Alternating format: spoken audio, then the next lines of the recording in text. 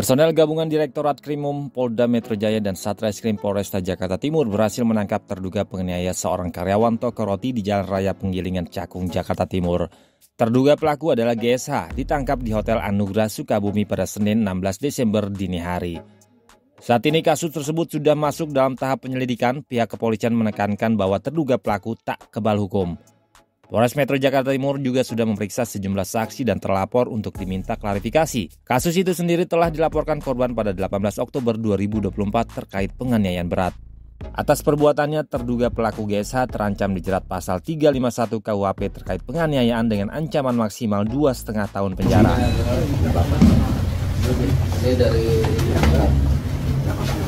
Ini yang dari mananya? Dari penyidik. Penyidiknya Pak Awe. Awe? Oh iya. Penyidik. Udah paham Jos ya? Udah paham nggak? Masalahnya udah paham? Oh ya udah, kalau Anda kata udah paham. Ngomong sama dalam penyidik langsung Pak Jos nanti. Terus ya. Seperti diketahui, peristiwa ini berawal ketika terduga pelaku meminta tolong kepada korban untuk mengantarkan makanan ke kamar pribadinya, namun korban menolak karena bukan pekerjaannya. Selanjutnya, terlapor marah mengambil satu buah kursi yang dilemparkan ke arah korban dan mengenai kepala bagian sebelah kiri yang mengakibatkan luka sobek pada bahu korban. Belakangan usai viral, muncul juga beberapa video lainnya yang memperlihatkan GSH tengah marah dan hendak melempar kursi kepada karyawannya ketika dimintai uang gaji yang telat. Di sini, dia gua lempar tuh ya. Ya. Masuk selatan.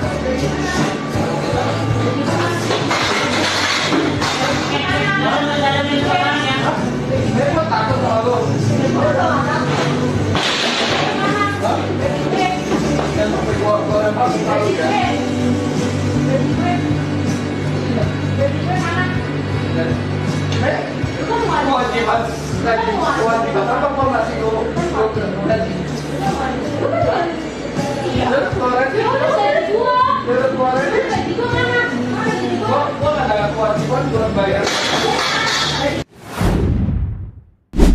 Tengah viral di media sosial video driver ojek online atau driver ojol tendang pesepeda hingga jatuh. Diketahui peristiwa ini terjadi di daerah Sudirman, Jakarta Selatan. Seorang pesepeda yang sedang melaju di jalurnya memvideokan pesepeda motor yang tak lain adalah oknum ojek online. Di sana, si pesepeda pun seakan mengumpat kepada oknum tersebut karena salah masuk jalur sepeda. Namun karena kesal, driver ojol tersebut pun berbuat nekat. Akibat peristiwa ini kini pun berimbas kepada karirnya. Akun milik si oknum kini dinonaktifkan oleh sang aplikator. Marah lagi dong. Kan jalur sepeda, goblok. Kalau satu.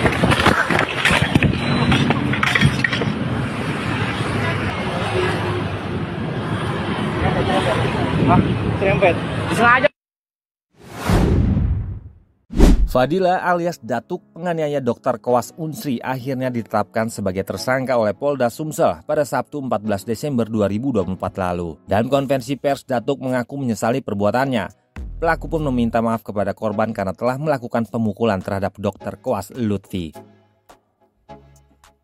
Kejadian ini bermula pada saat korban bertemu dengan Sri Melina di sebuah kafe di Jalan Demang Lebar Daun, Palembang. Dalam pertemuan tersebut, Lina membahas soal jadwal tugas jaga yang disusun oleh Lutfi memberatkan anaknya, Lady A. Pramesti, karena harus masuk di malam tahun baru. Direktur Reserse Kriminal Umum Polda Sumatera Selatan Komisaris Besar M. Anwar Reksowijojo menuturkan dalam pertemuan itu, korban hanya diam dan membiarkan Lina berbicara. Melihat respon korban, FD merasa tidak senang dan mulai mengintimidasi korban dengan mendorong bahu kanan dan kiri. Menurut Anwar, tersangka terpancing emosinya karena respons korban yang hanya diam. Pelaku lalu memukul korban di wajah bagian kiri dan seketika pelapor memukul secara membabi buta di bagian kepala, pipi, dan cakaran di leher.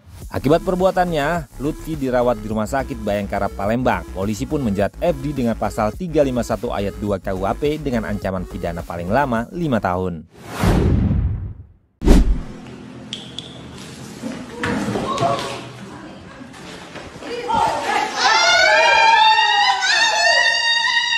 Seorang pria mencoba membakar kantor desa Beleke, Kecamatan Gerung, Kabupaten Lombok Barat dengan menyiramkan campuran pertalite dengan oli pada Rabu 11 Desember 2024 lalu.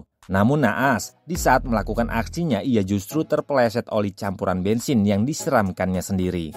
Diketahui awal mula kejadian ini ketika si pria mengklaim bahwa tanah yang digunakan untuk kantor desa tersebut merupakan milik orang tuanya. Merasa terabaikan dengan kedatangannya, ia pun nekat melakukan aksi. Kepala Desa Beleke Islahuddin menyatakan bahwa klaim lahan telah lama menjadi masalah. Meskipun lahan kantor desa sudah bersertifikat, pria tersebut tidak mempercayai. Beberapa kali pria itu merusak pipa air dan fasilitas lainnya di kantor desa dan berulang kali mencoba menyegel bangunan tersebut. Meski telah dimediasi oleh Sekda Lombok Barat bersama pihak BPN Lombok Barat, pria tersebut tetap tidak percaya. Kepala desa mengaku kebingungan bagaimana menangani situasi ini mengingat tindakannya yang ekstrim, termasuk penyiraman bahan bakar yang mengancam keselamatan. Kamu terlibat, jangan macam-macam.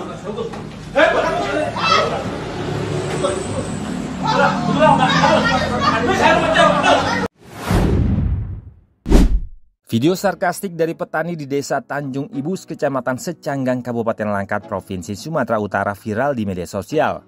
Dengan nada penuh kegelisahan, seorang petani mengungkapkan keresahan mereka atas mahalnya pupuk dan pestisida, sementara harga jual hasil panen tetap rendah. Kondisi ini menjadi gambaran nyata tantangan sektor pertanian yang mereka rasakan. Suara petani ini sekaligus jadi seruan untuk perubahan, berharap ada pemimpin yang mampu mengatasi masalah pelik tersebut. Para penjajah itu telah masuk ke daerah teritorial kita. Mereka menjajah daerah-daerah lumbung-lumbung pangan kami, Jenderal. Lihat, Jenderal, lumbung-lumbung kami dikuasai mereka. Mereka mengangkat bahan pangan kami dengan harga yang tidak pantas, Jenderal. Sementara kami membeli obat-obatan secara mahal, Jenderal. Bahkan pupuk pun secara mahal, Jenderal. Jenderal, lihat jalan kami, Jenderal. Apakah kami tidak pantas, Jenderal, untuk menikmati jalan yang bagus di desa ini, Jenderal? Jenderal, perhatikan kami rakyat jelata ini, Jenderal. Mereka mengambil hak kami, Jenderal. Lihat, Jenderal, bahkan mereka merampas hak-hak anak-anak kami, Jenderal. Bukankah ini program dari pemerintah, Jenderal? Mereka membuang hak-hak anak kami ini, Jenderal. Ini adalah hak dari anak-anak kami. Tetapi mereka merampas dan membuang, Jenderal. Jenderal, perhatikan kami rakyat jelata ini, Jenderal. Kami sudah tidak mampu untuk hidup di negara ini, Jenderal. Jenderal, perintahkan kepada kami, Jenderal, untuk berperang bersama engkau, Jenderal, melawan penjajah-penjajah itu, Jenderal. Jenderal, perhatikan kami negara rakyat ini, Jenderal. Jangan cuma diam, Jenderal. Jenderal, bicaralah, Jenderal. Jangan biarkan kami tuh ditindas di negara ini, Jenderal. Bicaralah, Jenderal.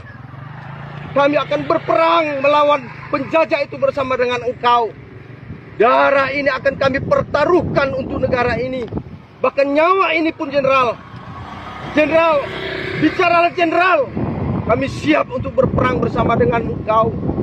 Tetapi setelah ini, Jenderal, kami rakyat jelata ini sudah tidak sanggup untuk hidup di negara ini, Jenderal.